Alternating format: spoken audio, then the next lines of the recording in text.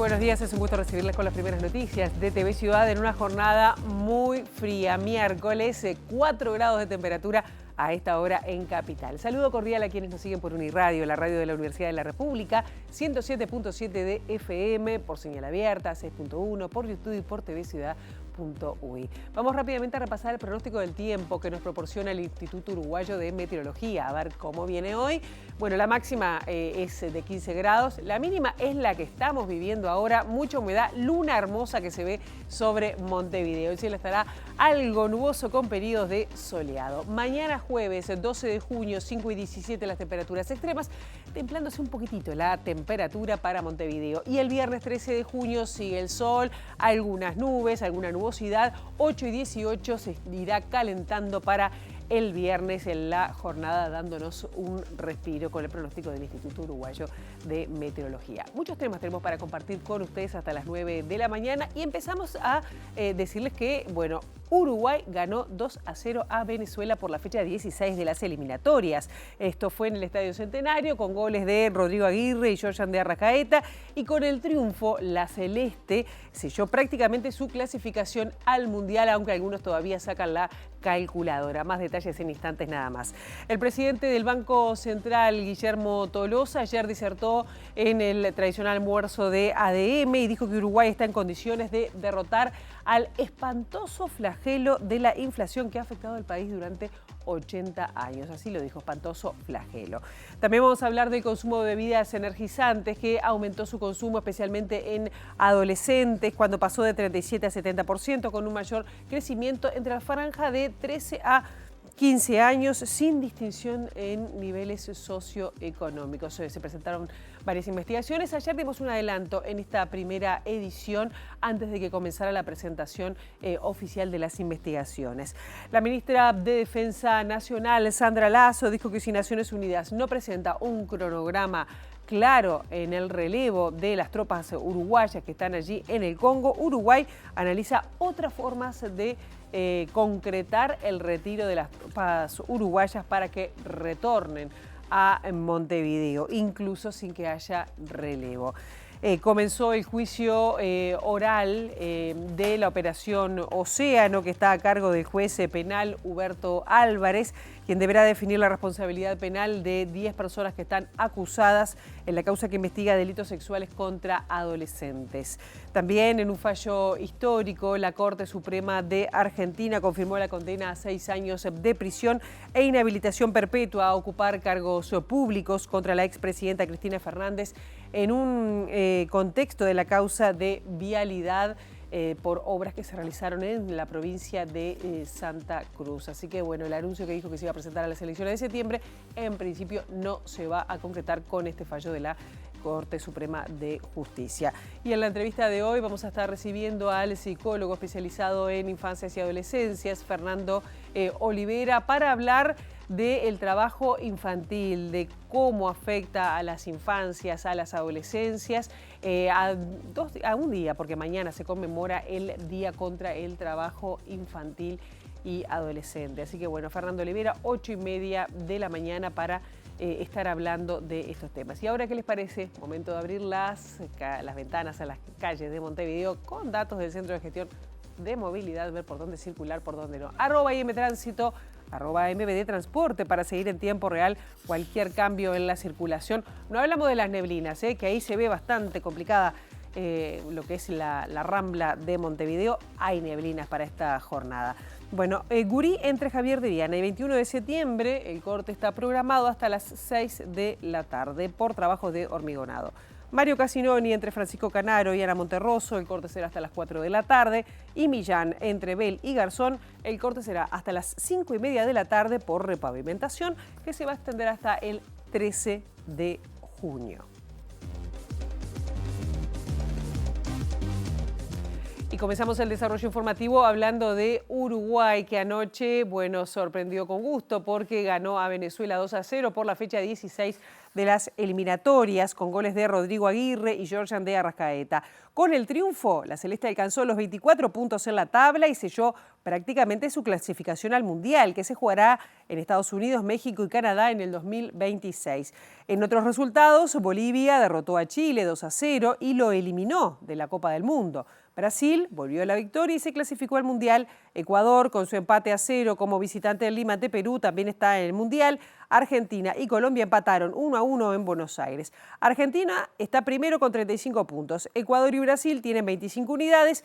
Uruguay está cuarto con 24 puntos, mismo puntaje para Paraguay, que está quinto. Colombia quedó en el sexto lugar con 22 y Venezuela quedó en posición de repechaje para el Mundial 2026 con 18 puntos. Y venimos ahora a temas políticos porque la bancada del Frente Amplio solicitó la comparecencia de la fiscal de Corte, Mónica Ferrero, al Parlamento. La situación de Ferrero se produce a raíz del traslado de 3 fiscales que en los últimos 3 meses abordaron casos de relevancia pública, como las investigaciones que involucran a Alejandro Astesiano, Guillermo Bessosi y Charles Carrera. Nos parece por lo menos llamativo que en casos de alta sensibilidad pública, de notoria sensibilidad política, se estén trasladando fiscales que vienen con el historial del asunto, del caso. Entonces, bueno, nos parece que como la responsable es la fiscal Ferrero, es quien corresponde que concurra al Parlamento y la situación de Charles Carrera salta a la vista. A ver, una fiscal que solicitó digamos, el desafuero para poderlo formalizar y pasaron meses y meses y meses y nunca apareció la formalización. Ahora se cambia la fiscal, en cuestión de 15 o 20 días se estudia un expediente de muchas fojas y se resuelve la formalización. Entonces, evidentemente hay situaciones que por lo menos generan dudas. El tema de Percivale es un asunto diferente a la citación que está haciendo el Frente Amplio, pero el posicionamiento del Frente Amplio es no dar lugar a la citación a Percivale. Nos parece que si en todo caso el fiscal Percivale tiene algo que denunciar porque cree que la supuesta persecución que se le hizo a su persona o el acoso laboral que pueda haber existido o cualquier otro tipo de delito, lo puede denunciar en la justicia o puede solicitar a su jerarca, que es la fiscal general, que haga una investigación administrativa. El presidente del Banco Central del Uruguay, Guillermo Tolosa, dice que Uruguay está en condiciones de superar el flagelo de la inflación tras 80 años de combatirla.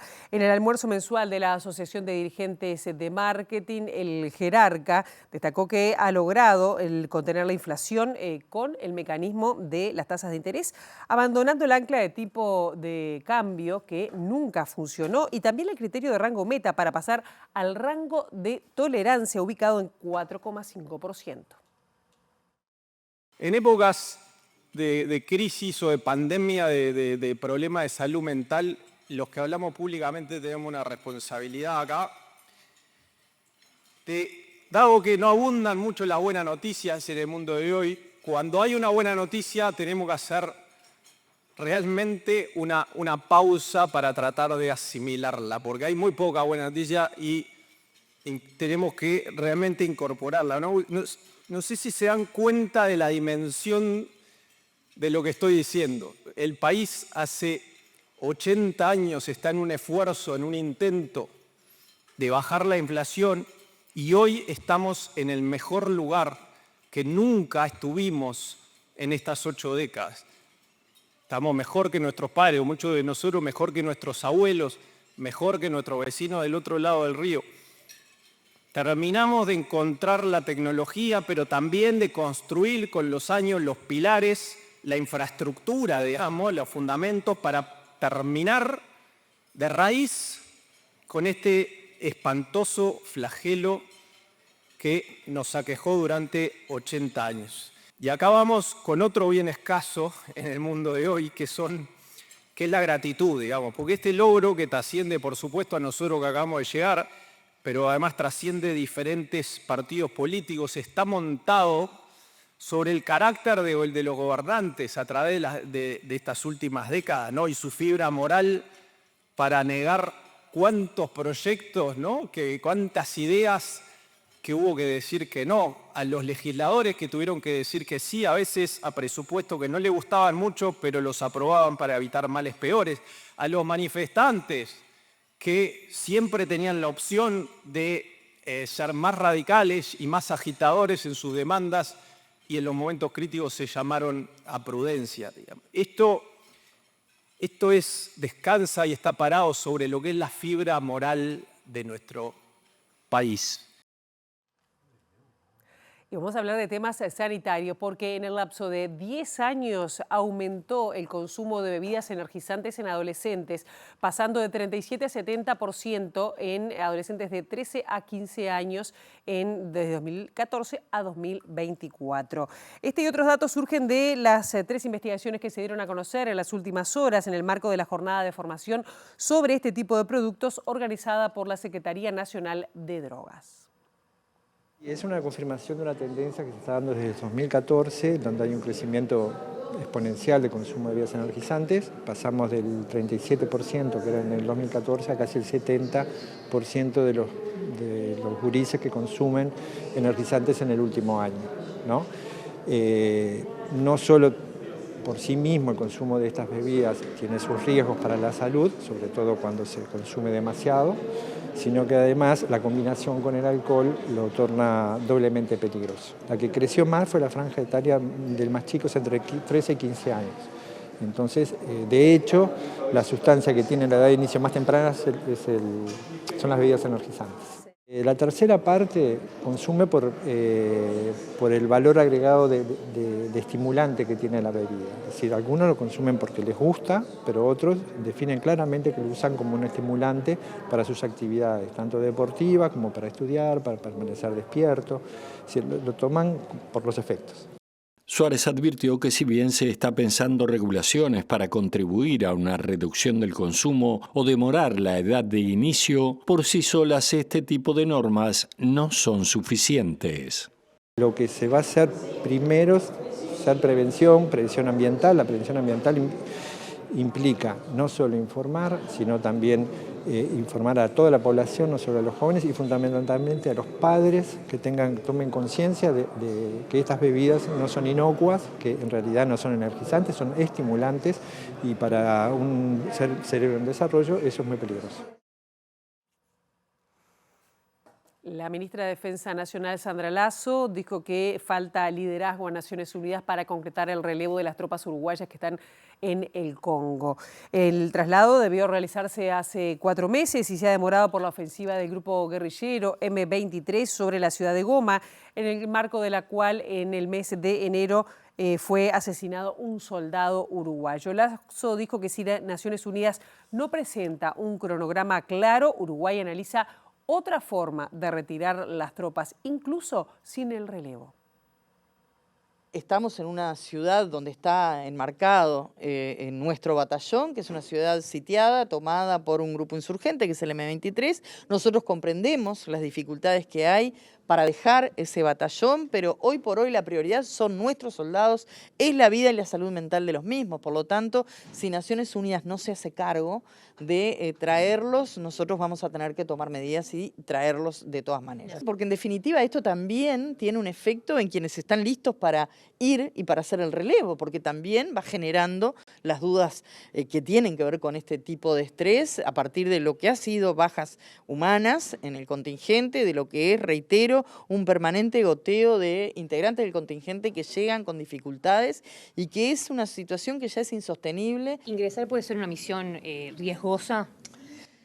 A ese sitio sí, pero se puede contemplar un ingreso a otros lugares del territorio donde ya están replegados otros contingentes. El tema es trasladarse a otro lado, salir del contingente, trasladarse y de ahí un corredor. Exactamente, pero ese corredor humanitario lo tiene que liderar Naciones Unidas. No es un tema de que nosotros vayamos y nos traigamos a los soldados, si fuera tan sencillo ya lo habríamos hecho. En realidad necesitamos que Naciones Unidas lidere este corredor. También la ministra Sandra Lasso confirmó que ordenó una investigación administrativa para detectar presuntas irregularidades en la compra de 2 patrullas oceánicas que se concretaron durante la anterior administración y en el ministerio liderado por el exministro y hoy senador Javier García. Lasso explicó que pidió apoyo a la Oficina Nacional de Servicio Civil para realizar esta investigación. Por supuesto que nosotros estamos haciendo un seguimiento permanente y tomando medidas. De hecho, ya están los 2 integrantes de la Armada en el territorio haciendo un informe para que tengamos a cabalidad que está siguiendo paso por paso en la construcción de las patrulleras. También, ustedes lo saben, nosotros lo hemos planteado desde un primer momento, esa duda que teníamos acerca de lo que ha sido el proceso, por lo tanto se han tomado todas las medidas para llevar adelante una investigación administrativa. Para eso hemos solicitado formalmente a la Oficina Nacional de Servicio Civil contar con la colaboración para que sea un agente externo el que realice esa administración con todas las garantías para todas las partes. ¿Esa investigación administrativa a qué refiere? Refiere a todo el proceso, a lo que en su momento planteamos como dudas desde el ámbito legislativo y a lo que hoy, en conocimiento del expediente, en conocimiento del contrato, también planteamos como dudas. Entonces lo mejor es ir hacia una investigación que aclare los temas. El ministro de Relaciones Exteriores, Mario Lubetkin, dijo que Uruguay no está inventando nada cuando planteó incorporar un programa de apoyo y capacitación a jóvenes palestinos, especialmente en agricultura. Con relación a las dudas planteadas por la oposición respecto a la eventual pertenencia de estos jóvenes a células terroristas, Lubetkin enfatizó que este proyecto existe desde el año 2022 y se ha demostrado exitoso.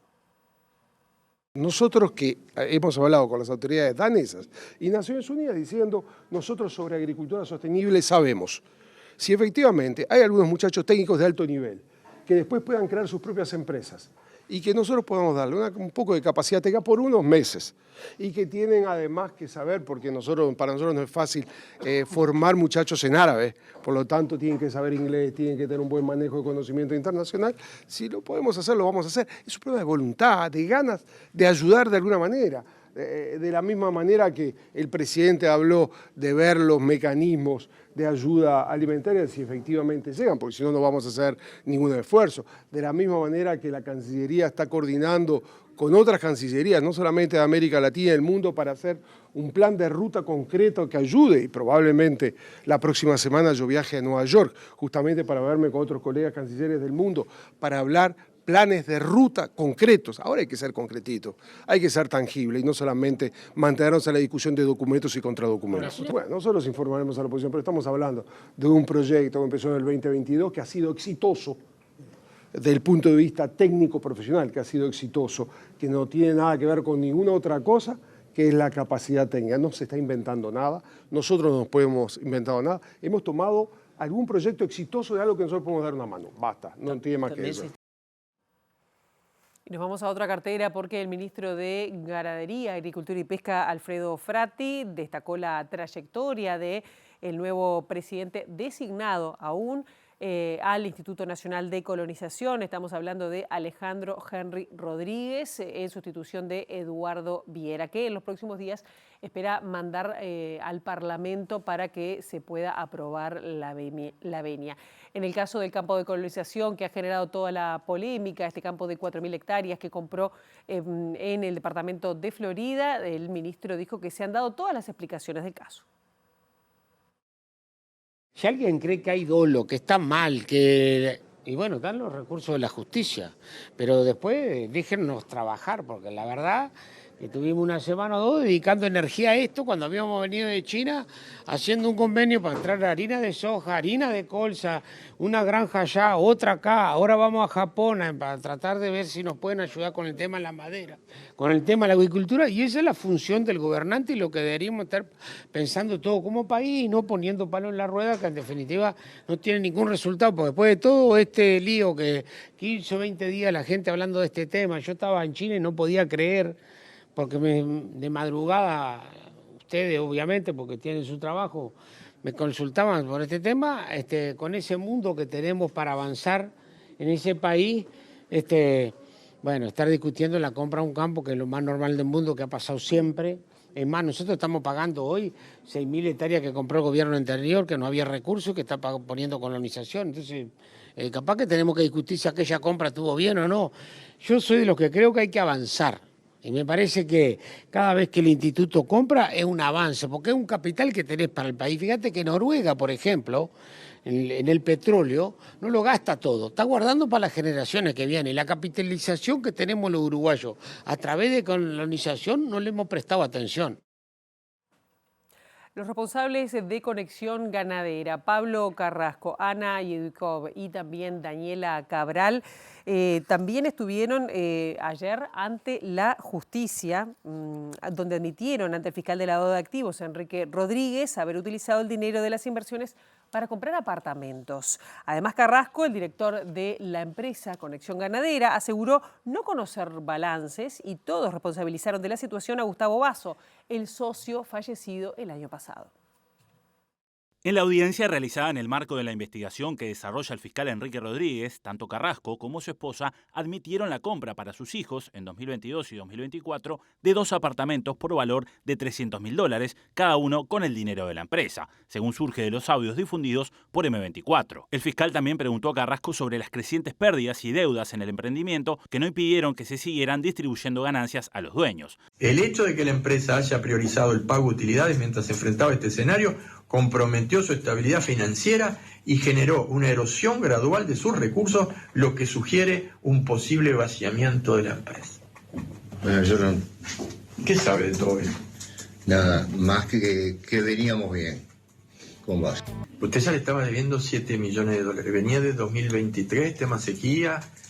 Explíquenos un poquito. Bueno, eso lo tuve que vender, porque cuando se me cortó la proyección ¿Qué tuvo que vender? De ese apartamento. No, estamos hablando de la compra, después vamos a hablar de la venta. Total. Estamos hablando de la compra, es decir, no, y le sigue pidiendo plata a Basso para comprar un apartamento para una hija. Pero el que tendría que reclamar es Está Basso. bien, pero doctor, si usted lo deja que conteste.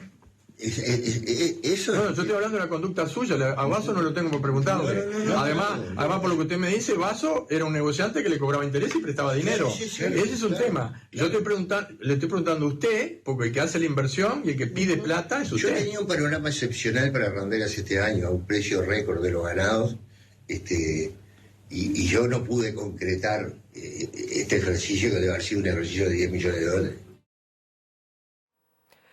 Ustedes saben que hay jóvenes estudiantes uruguayos que han recibido distinción a nivel mundial. Con este tema está nuestra compañera Abril Mederos. Abril, muy buenos días, bienvenida. ¿Qué novedades? Gracias, Pilar. Exactamente. Concretamente, un grupo de estudiantes de la Facultad de Derecho de la Universidad de la República, quienes triunfaron, salieron primeros en el 12º Congreso del concurso de simulación penal de la Corte Penal Internacional, y estamos con 2 de los estudiantes que forman parte de este grupo, Belén de Berián e Ignacio Michelini, a quien ya saludamos. Gracias por estar acá con nosotros. Bueno, ¿cómo fue el proceso de triunfar en este concurso y en qué consistió? Bueno, primero que nada, buen día y muchas gracias a todos. En realidad, lo que busca esta instancia es que los estudiantes de Derecho podamos acercarnos al derecho penal internacional mediante el ejercicio, teniendo que practicar con un caso ficticio que plantea la organización. En este caso, el caso nos lo dieron en octubre del año pasado, constaba del estudio de 2 crímenes de guerra y la responsabilidad de los acusados. Y bueno, a partir de octubre tuvimos que empezar a ya prepararnos, analizar la jurisprudencia, la doctrina de la Corte ya establecida y plantear para el momento de abril 3 escritos judiciales representando a las diferentes partes del proceso, la Fiscalía, la Defensa, las víctimas. Y luego de ese proceso, a partir de abril, iniciamos a prepararnos para las audiencias orales, que es lo que tuvo lugar en La Haya. Y bueno, y ahí fueron 3 audiencias, siendo la tercera la de la final. Nos contaban que estaba a la final llegó también la Universidad Nacional de Colombia y la Universidad de Buenos Aires. ¿Qué rol le tocó ocupar a Uruguay allí y cómo fue esa última audiencia? Bueno, a Uruguay le tocó ocupar el rol de las víctimas. La verdad es que fue un rol muy interesante de ocupar, fue también bastante complejo de analizar y bueno, nos sentimos también muy cómodos con el trabajo que habíamos realizado los meses anteriores y muy desafiados con nuestros compañeros también. Ignacio, te consulto a ti, ¿cuál es la importancia, cómo observan la importancia de participar en este tipo de concursos a nivel de formación como futuros abogados y, bueno, la participación de la UDELAR concretamente? Bueno, a nivel individual es muy interesante este tipo de instancias porque permiten a los estudiantes acercarse a la práctica desde una óptica mucho más cercana a la realidad de lo que plantean los cursos de grado tradicionales, y después en lo que tiene que ver con no solo el nivel individual sino a nivel institucional es sumamente importante porque posiciona a la Universidad de la República en el mundo y el Uruguay también. Entonces es fundamental, que a partir de ahora, si se puede, desde la Universidad de la República, la Facultad de Derecho, que se pueda consolidar una política institucional destinada a consolidar este tipo de espacios, reflotar los que por la falta de esta política se han desintegrado, y formar nuevos para que otros estudiantes, además de nosotros, también puedan tener la oportunidad de participar en este tipo de concursos. Bueno, les agradecemos a los dos y tenemos algunas imágenes de esa ceremonia de premiación que vamos a compartir con ustedes. Es un gran placer anunciar que el equipo clasificado en primer lugar de la 12ª edición del concurso Corte Penal Internacional de Simulación Judicial 2024-2025 corresponde a la Universidad de la República del Uruguay.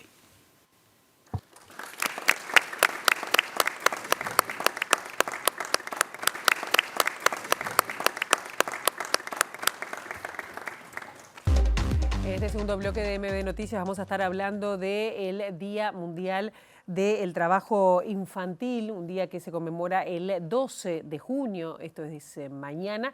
Y para eso vamos a estar dialogando con Fernando Olivera, quien es un psicólogo especializado en esta materia. Además es director de CIPUS, una asociación civil dedicada justamente a abordar la temática de trabajo infantil, integrante de la Plataforma de Infancias y Adolescencias del Uruguay y del Comité de Erradicación del Trabajo Infantil en representación de la Asociación Nacional de ONGs de nuestro país. Un gusto, Fernando, que estés con nosotros esta mañana.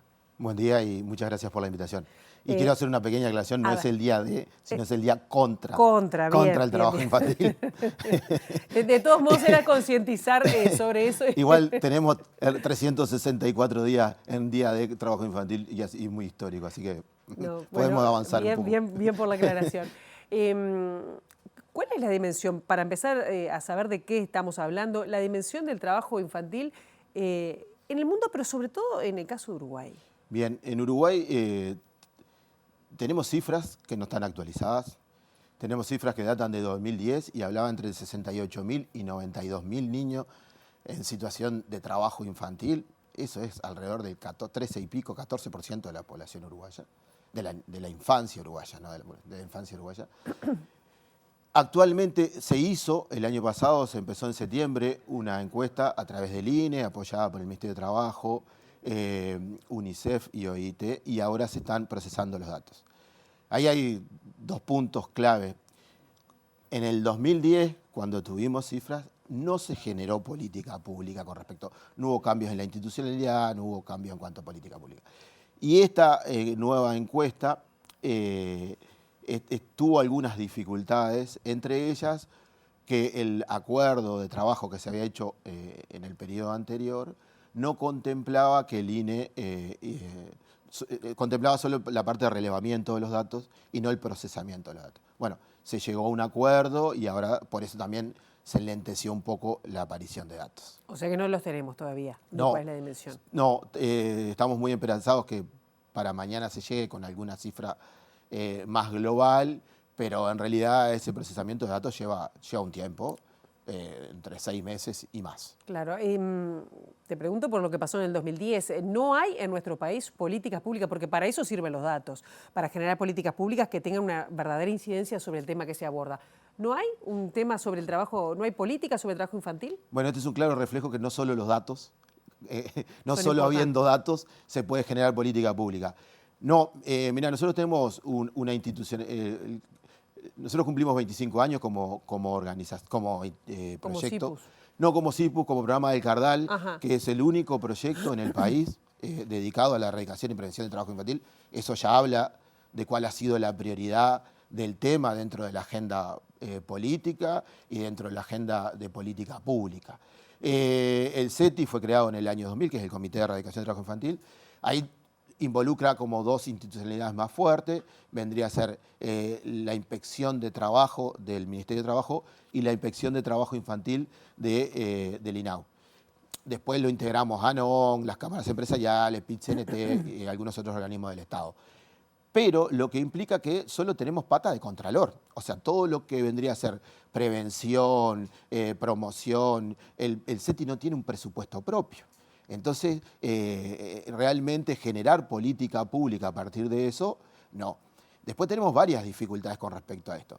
En Uruguay no existe capacitación, o sea, si uno quisiera formarse en el tema, se tendría que ir a otro país. En Uruguay no existen recursos humanos capacitados para el tema, no existe lugar de donde capacitarse, la universidad no tiene un espacio para esto, y bueno, eso genera muchas dificultades a la hora de afrontar el tema. ¿Y cuál sería el tipo de capacitación para este tema? Y bueno, ¿Es psicológica, sociológica? Esta capacitación, lo que pasa es que el trabajo infantil corresponde a una realidad donde es una estrategia de supervivencia de la mayoría de la familia. O sea, muchas veces aparece el trabajo infantil culpabilizando a los adultos porque los niños y adolescentes desarrollan trabajo infantil. En realidad, ante las dificultades económicas, hay 4 o 5 variables que si las cruzamos claramente hablan de la realidad y van a hablar de diferentes realidades según el territorio, la informalidad, la desigualdad, la pobreza. Obviamente eso es un caldo de cultivo para que haya más trabajo infantil. ¿Cómo nos capacitamos? Y bueno, nos debemos capacitar de acuerdo a esas diferentes realidades, porque no es lo mismo intervenir en un ámbito rural que en un ámbito citadino, no es lo mismo. Uruguay todavía hay decisores políticos, técnicos, que todo lo que es vinculado a trabajo infantil en economías ilegales lo sigue trabajando como delito y solo debería intervenir el Ministerio del Interior. Entonces, o sea, estamos hablando, o hablamos solo de contralor o de represión. O sea, no hablamos ni de promoción de derechos ni prevención, y a su vez eso lleva a un posicionamiento político de que el adolescente, el niño que queda involucrado, es victimario, cuando en realidad muchas veces es víctima de ciertas cadenas de explotación, en las que está incluido el adolescente y toda la familia. Eso te iba a preguntar, porque cuando uno habla de trabajo infantil, pienso en el campo o gente en situación, familias en situación de pobreza, y es una estrategia de supervivencia. En realidad, el Estado, si es que falló antes, porque si puede traer, pienso, un peso que colabore con la familia, no se puede castigar tampoco a la familia. Te lo pregunto desde la ignorancia, a ver cómo es el tema tan complejo. Sí, ahí nosotros tenemos, bueno, es un punto central ese. En realidad, hay muchos factores que favorecen el trabajo infantil. A ver. La salida del mercado laboral, de la mujer al mercado laboral, no responsabilizando a la mujer, ¿no? Vamos a aclarar porque esto puede ser un punto. Y el no desarrollo de políticas de cuidado por el Estado, esas horas de cuidado, obviamente en las familias más vulnerables, la terminan cubriendo desde los recursos que tiene la familia. En la mayoría de los hogares que estamos hablando son hogares monoparentales con jefatura femenina, de escasa formación, de historia de trabajo infantil y con ingresos económicos muy magros. Muchas veces en la informalidad. Entonces eso genera todo un círculo de reproducción, de círculo de la pobreza, donde los niños, niñas y adolescentes quedan involucrados en eso. Claro. Entonces esas tareas de cuidado, esas tareas de trabajo doméstico, hay un ejemplo muy claro, que para los que docentes les va a quedar muy clarísimo, y sobre todo los que trabajan en secundaria, las niñas sobre todo, quedan muchas veces en el traslado, a cargo del traslado de sus hermanos más chicos a los centros educativos. Pero el horario liceal o de UTU es más largo. Entonces recortan su horario educativo para llevar y traer a sus hermanos. Entonces ahí empieza toda una situación que empieza a complejizar. El trabajo doméstico y de cuidado, que muchas veces, no solo en eso, pero muchas veces aparece la palabra colaboración o ayuda. Le buscamos eufemismo al trabajo infantil. En realidad muchas de estas cuestiones en la carga horaria que se hace y en el condicionamiento que genera en la cotidianeidad, tanto educativo como de salud, como de otros aspectos, es trabajo infantil. Claro, una cosa es colaboración en las tareas domésticas, otra cosa es trabajo cuando eso es extendido en el tiempo, en el día. Y a su vez, cuando la responsabilidad recae en el niño. Perfecto. ¿Cuáles son con los datos que hay hasta el momento, las actividades más frecuentes que desarrollan niños y niñas como trabajo infantil y cuáles son las edades? Bien, ahí hay, todas estas cifras son tan viejas que había que actualizarlas. Bien. Porque la pospandemia, el desarrollo de las tecnologías nos está hablando de otras formas de trabajo infantil que tenemos que ver y revisar y repensar y pensar estrategias acerca de cómo intervenimos. Las principales actividades, el agro sigue siendo una de las en el mundo, el agro sigue siendo una de las principales formas de trabajo infantil o lugares donde hay trabajo infantil. Lo encontramos en los puestos callejeros. Si uno recorre con otros ojos las ferias vecinales de Montevideo, claramente se va a dar cuenta de la cantidad de trabajo infantil que hay. Venta callejera, producción de alimentos, lavado de autos, talleres, construcción informal, en el cuidado, en las tareas domésticas. Y claramente lo que más ha impactado en los últimos tiempos es el crecimiento de las economías ilegales. Niños, niñas y adolescentes vinculados al microtráfico, pero no solo al microtráfico, sino hay un montón de actividades que se desarrollan en estas economías ilegales. Yo qué sé, aparecen préstamos de plata en los barrios que se cobran a muy alto costo, que se pagan a precios diarios de 100, 200, 300 pesos, pero que si la familia no cumple, obviamente de alguna manera eso se paga. Y eso involucra a que cualquiera de los que integra la familia tenga que pagar ese préstamo de una manera u otra, y muchas veces los que terminan pagando estas cuestiones son los niños, niñas y adolescentes cumpliendo determinadas tareas. Ahí hay un punto central, el manejo de armas, una cantidad de cosas que han aparecido.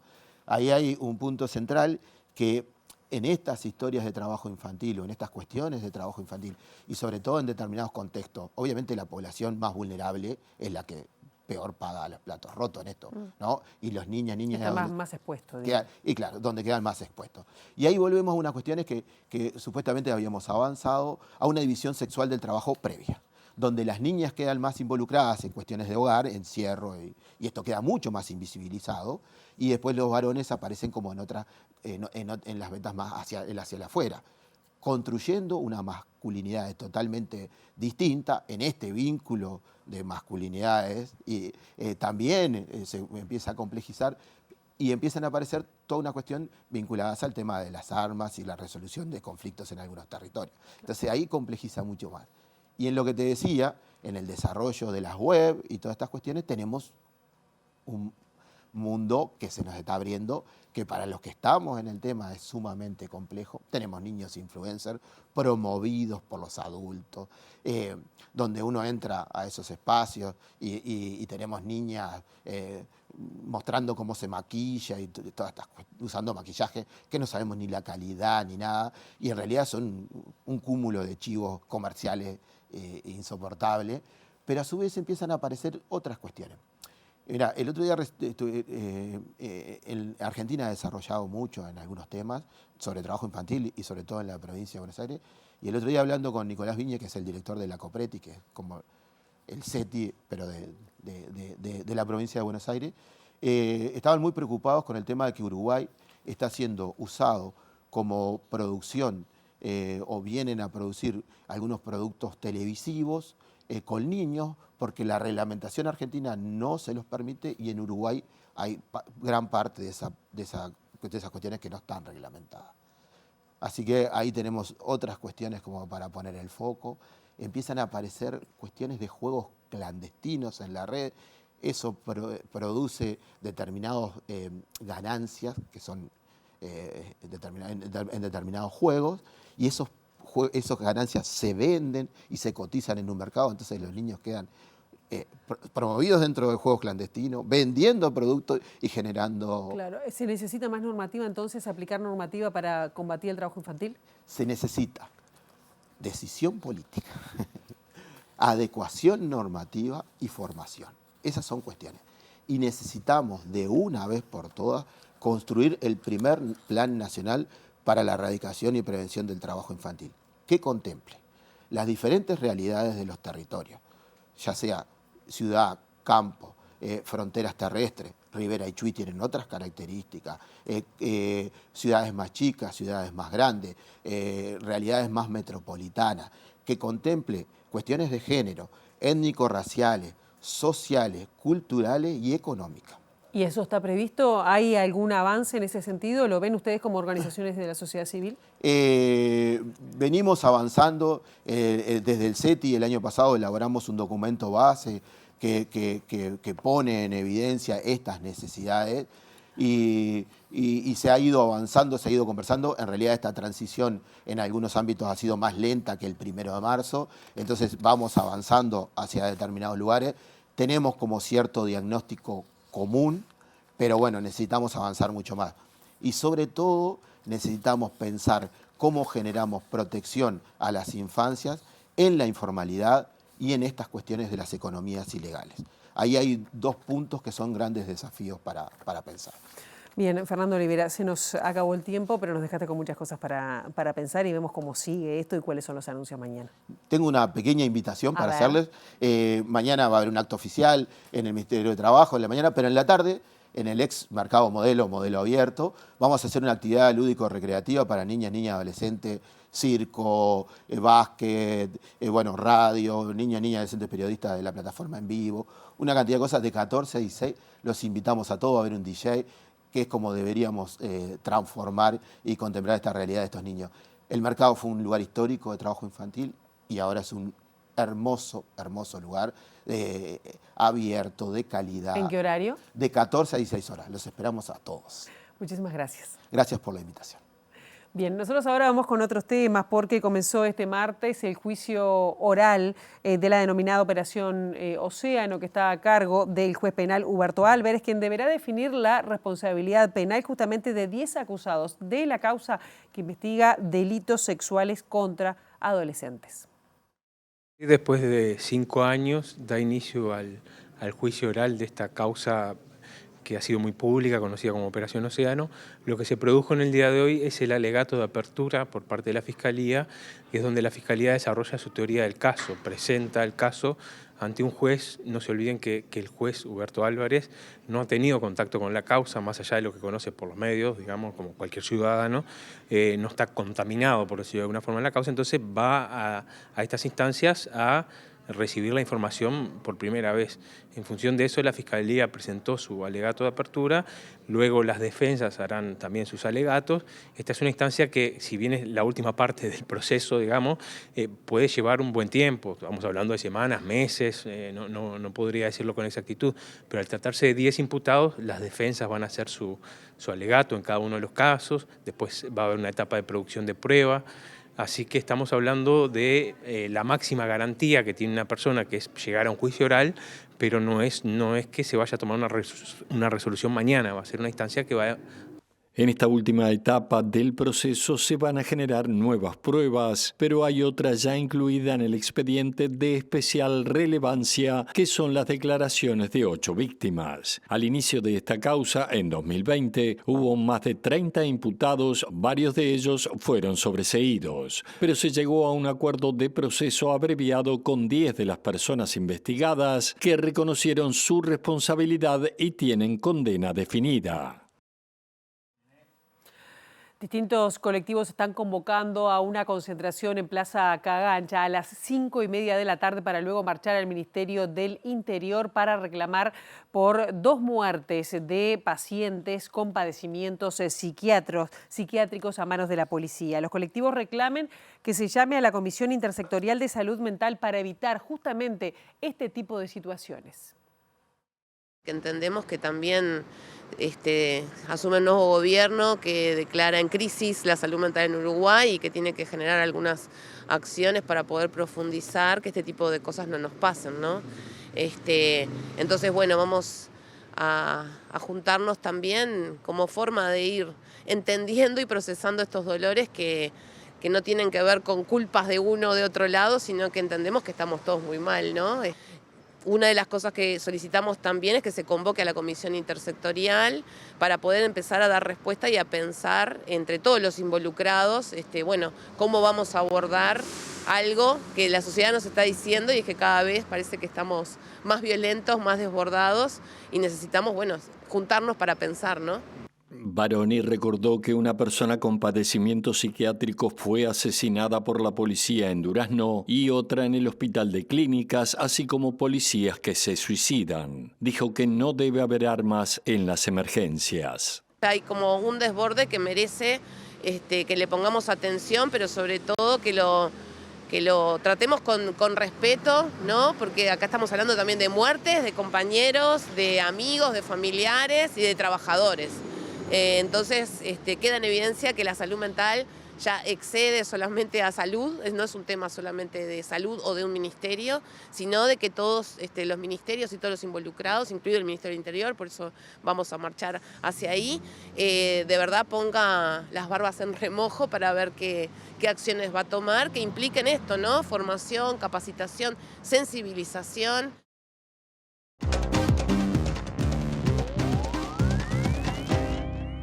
Y el foco es en Argentina, está en Argentina porque en medio de una crispación social, la Corte Suprema de Justicia dejó firme la condena a la expresidenta Cristina Fernández y ratificó la pena de 6 años de prisión por corrupción en el caso llamado Vialidad y su inhabilitación a ejercer cargos públicos de por vida.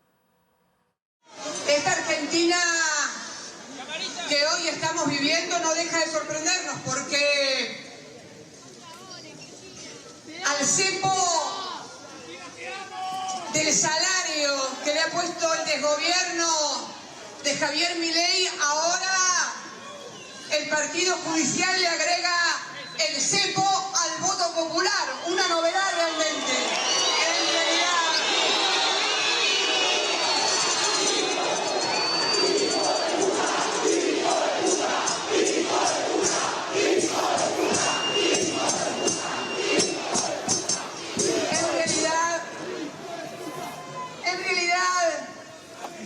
Este cepo al voto popular no lo pone este triunvirato de impresentables que no. Este triunvirato de impresentables que funge como una ficción de la Corte Suprema. No se confundan, son 3 monigotes que responden a mandos naturales muy por arriba de ellos. Que nadie se confunda. En una decisión de alto impacto político y judicial, la Corte Suprema confirmó el fallo dictado en noviembre pasado por la Sala 4 de la Cámara de Casación Penal en la causa Vialidad, donde se investigó el delito de defraudación al Estado a través de contratos de obras públicas. Esta decisión implica que queda firme la condena contra la expresidenta Cristina Fernández a 6 años de prisión e inhabilitación perpetua para ejercer cargos públicos, sentencia que incluye el decomiso de unos 84.000 millones de pesos. Cristina Fernández habló en la puerta de la sede del Partido Justicialista ante sus seguidores y volvió a reiterar que estar presa es un galardón y que el Partido Judicial, como denomina a la Suprema Corte de Justicia, es un triunvirato de monigotes impresentables que le puso un cepo al voto popular. Ahora, el Tribunal Oral Federal número 2 deberá resolver sobre las condiciones de detención de la exmandataria y de los otros 8 condenados, entre ellos Lázaro Báez y José López, y es muy probable que se resuelva concederle el beneficio del arresto domiciliario por contar con más de 70 años, al tiempo que tampoco podrá participar de las elecciones legislativas, donde planeaba competir por una banca provincial. Hasta aquí llegamos con esta primera edición. Ahora quedan en compañía de Ciudad Viva. La actualización informativa será a las 13, a las 18:55 y nosotros volvemos bien tempranito mañana a las 8 aquí en TV Ciudad. Pasen muy bien.